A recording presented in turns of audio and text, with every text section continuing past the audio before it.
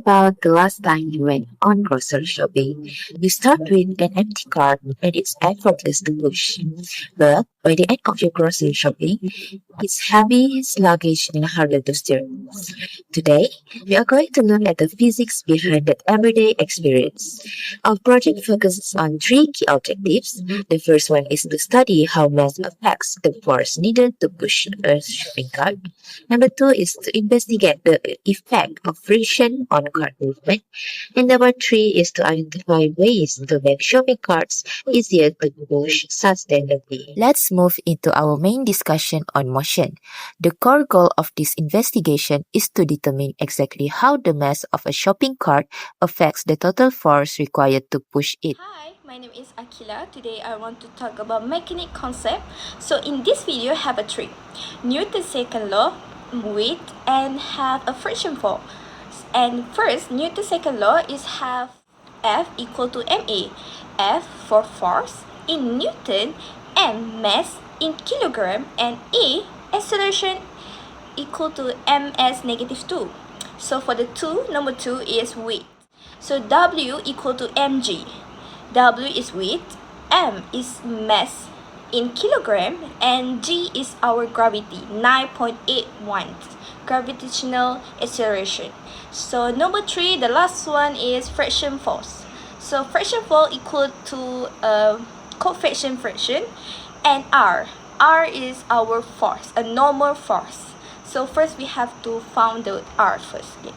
So in this video, we will find how more mass affects weight, weight affects friction force, and how friction can affect required force. I think that's all for me. In here, I want to talk about methodology. So the methodology explains how you obtain the data, but it doesn't present the data itself.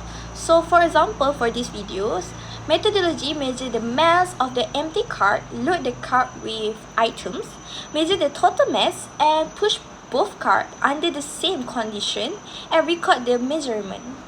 Hello everyone, today I'm going to share to you guys the data collection that we got from this experiment. So we got the coefficient of friction mu is equal to 0.03, gravitational acceleration g is equal to 9.81 meter per second square, and assume that acceleration is 0.5 meter per second square. Next, we got the mass for empty cart is 15 kg and for the loaded cart is 45 kg. Assume applied force that we got for empty cart it's 7.5 Newton and for loaded cart is 22.5 Newton. So how do we get this force? It will be explained in the next slide. So now we're going to calculate the force. So using the Newton's second law, we got the formula is F equal to ma. As you know, mass for empty cart is 15 kg and the acceleration is 0.5 meter per second square. So using this information and put it into the formula. So it will be F equal to mass, which is 15 kg multiplied with 0.5 meter per second square, and it will be get 7.5 Newton. So my part is to talk about calculation. It was first required for loaded car. The formula that I use is F equal to ma. So m is 45 kilogram and a acceleration is 0.5 ms negative 2. So the value I substitute into the formula, it was 45 multiplied with 0.5. The answer I got is 22.5 Newton. This slide shows how we calculated the friction force for both the empty and loaded cart. We use the formula friction force equal coefficient of friction times normal force. The coefficient of rolling friction is 0.03 and the gravitational acceleration is 9.81 meter per second. For the empty cart, the friction force is 4.41 newtons. The loaded cart, it increases to 13.24 newtons because the loaded cart has a greater mass. These are the results of our experiment. The empty cart required 7.5 newtons of force to move, while the loaded cart required 22.5 newtons. The calculated friction forces are 4.41 newtons for the empty cart and 13.24 newtons for the loaded cart. This shows that adding more load increases both the pulling force and friction force. Now, let's look at what we have gained from this investigation. We have found that firstly, when mass increases, the force required to push the cart also increases. Secondly, the more heavy the cart, the more friction force increases. This resulting to more force required to push the cart. From this investigation, we can say that it doesn't only apply to shopping cart but also to other applications in real life. For example, warehouse, airports, and hospital.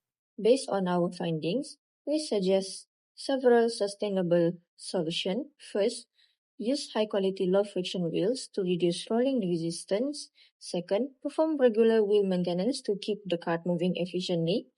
Finally, replace worn or damaged wheels to maintain smooth movement. These solutions reduce energy consumption, improve efficiency, and extend the cart lifespan. So finally, my part is equitable solution. Number first, it use a cart with a low friction wheels to reduce the force required for movement. Number two, distribute the load evenly to improve stability and reduce resistance. Do not exceed the recommended load to capacity to maintain safe operation. Number 4. Perform regular maintenance on the wheel to bearings to minimize frictions.